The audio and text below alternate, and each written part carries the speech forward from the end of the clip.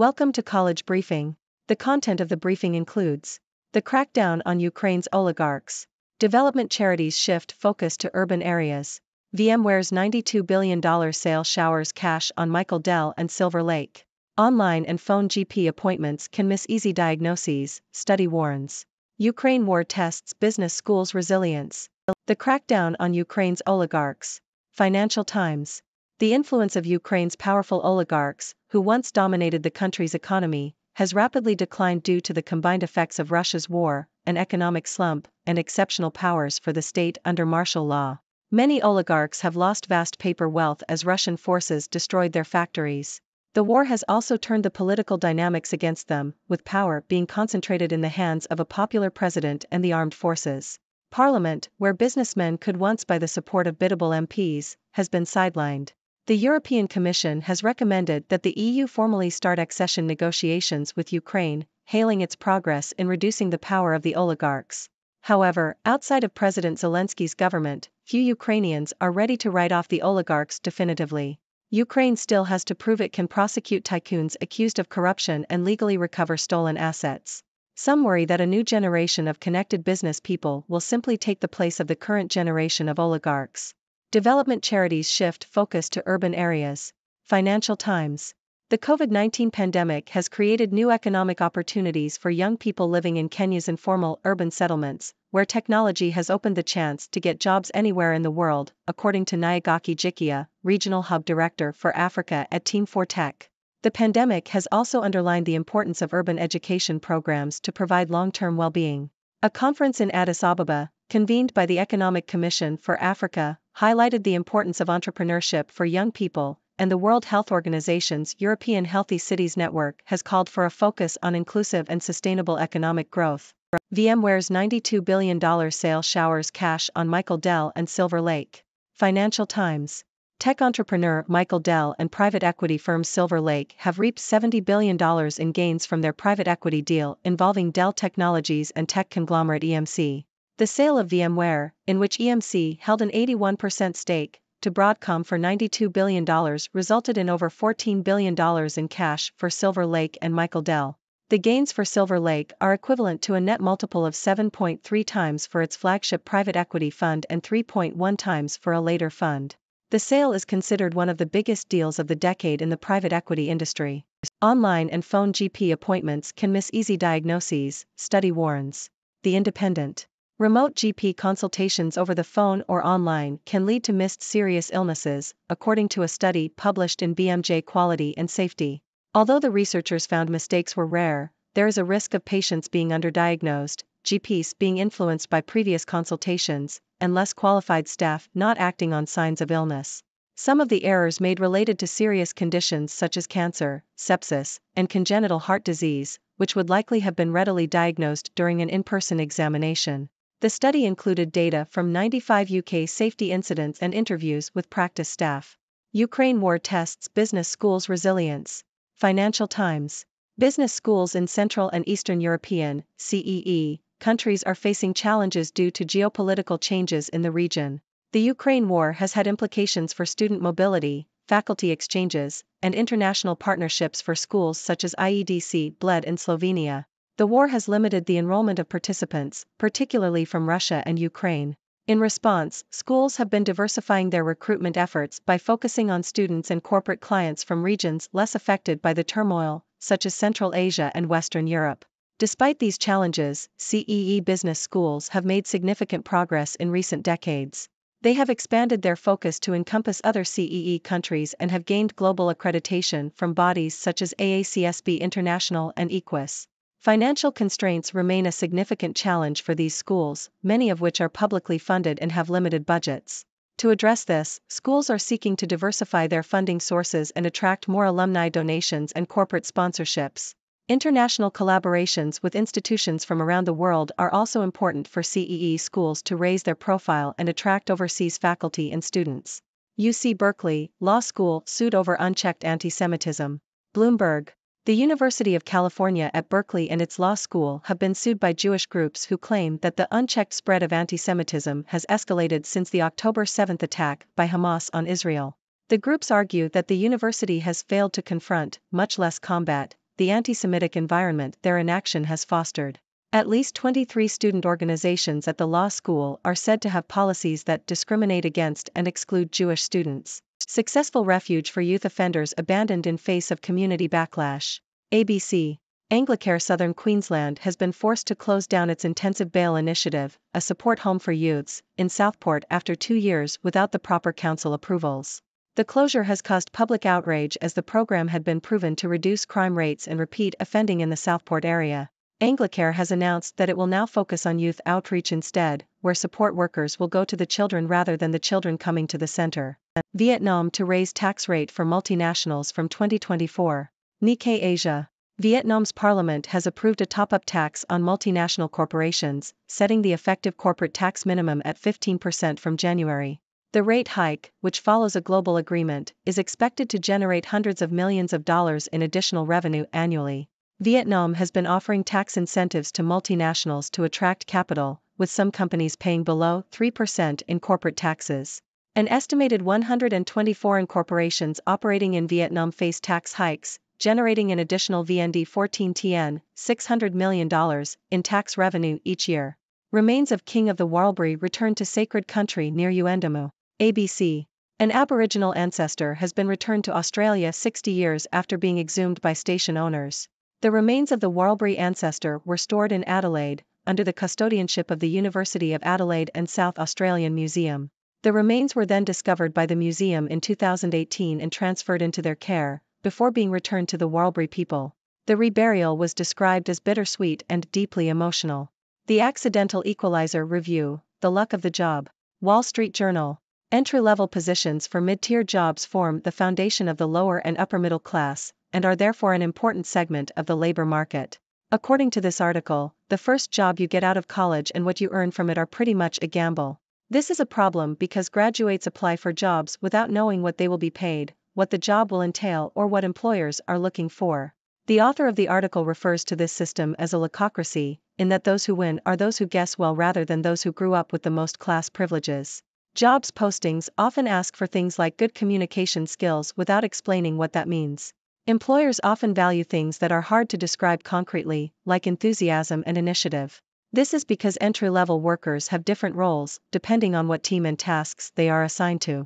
Even within the same company, the same labels can mean different things to different people. Commissioner finds children's rights violated by out-of-home care model. ABC.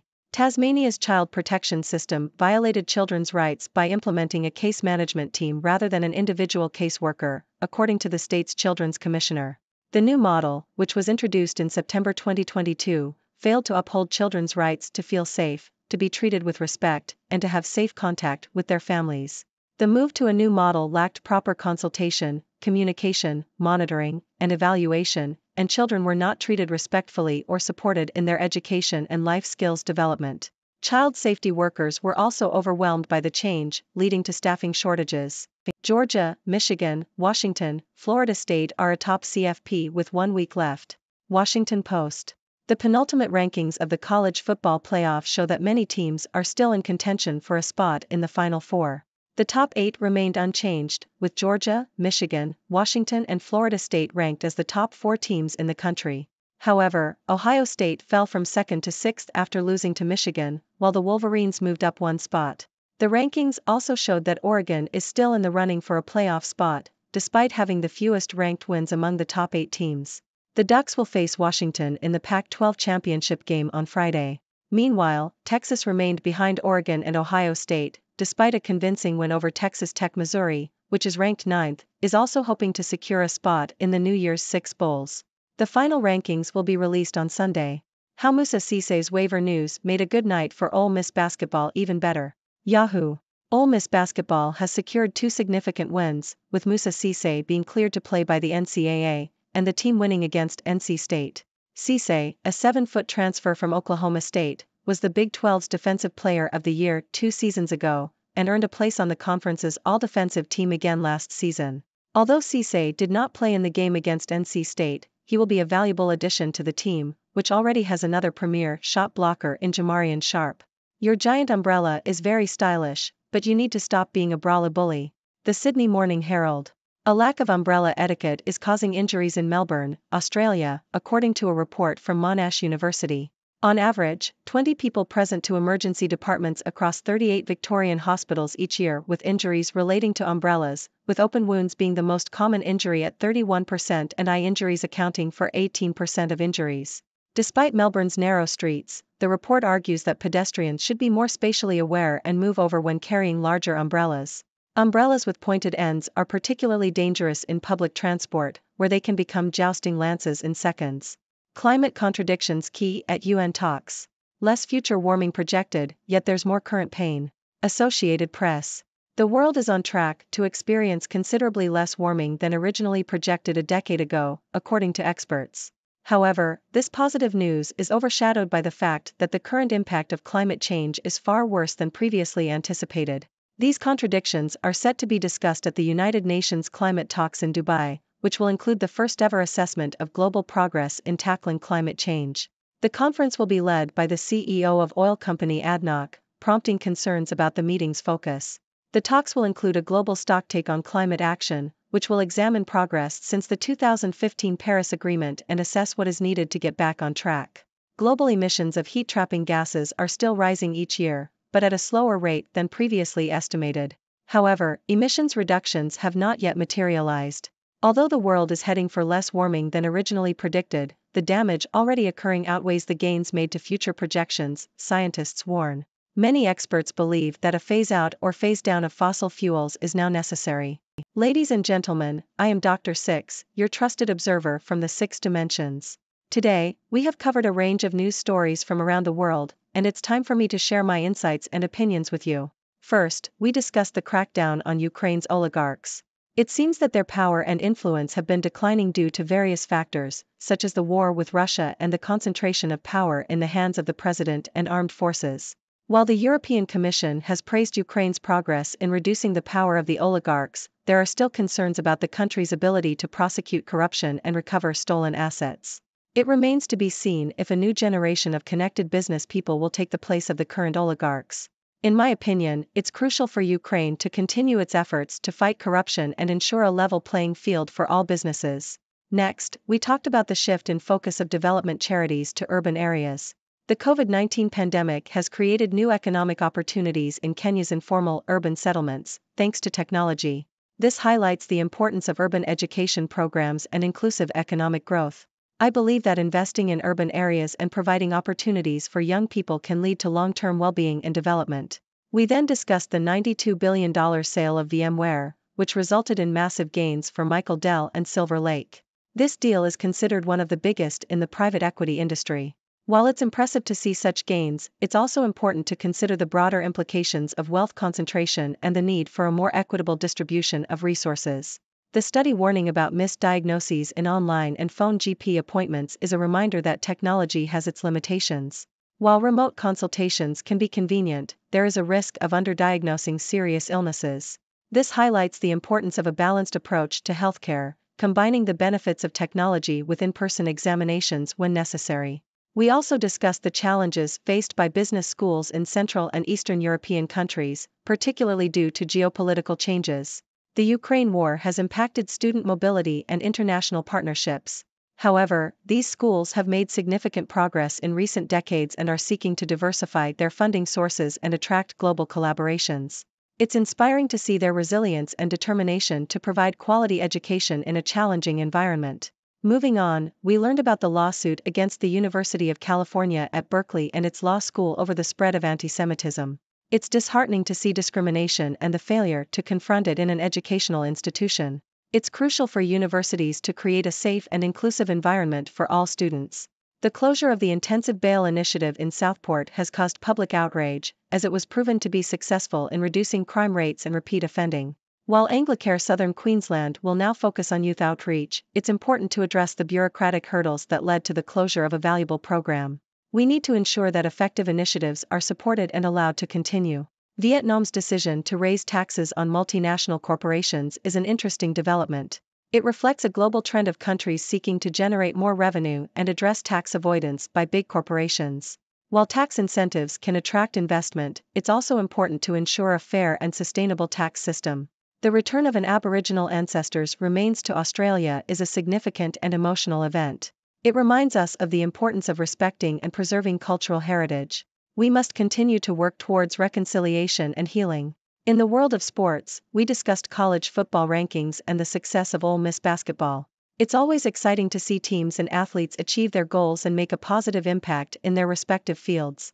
Lastly, the lack of umbrella etiquette causing injuries in Melbourne is a reminder that even the simplest things can have unintended consequences. Let's all be more aware of our surroundings and considerate of others, especially in crowded places. That's all for today's news. I hope you enjoyed my insights and opinions. Now, it's your turn to join the discussion. What are your thoughts on these news stories? Do you have any questions? I'm here to listen and engage with you. Thank you for tuning in. The content above showcases the latest briefing reports and analytical synopses, thoughtfully curated by the 6Do team. These insights stem from a wide array of reputable media outlets, think tanks, government sources, and specialized experts worldwide. We encourage you to explore these sources for a comprehensive perspective. Keep in mind that while the content may not always align with the official standpoint of 6Do Brief, it's not meant to be taken as absolute directives for decision-making. Comprising seasoned media professionals, learned scholars, and accomplished scientists, the 6Do team embodies a trailblazing, fully independent media entity. To customize 6Do Brief to meet your professional needs, you have the option to subscribe to a diverse array of briefings on our website, 6dobrief.com. Regardless of your location, you can conveniently receive 6Do Brief via email.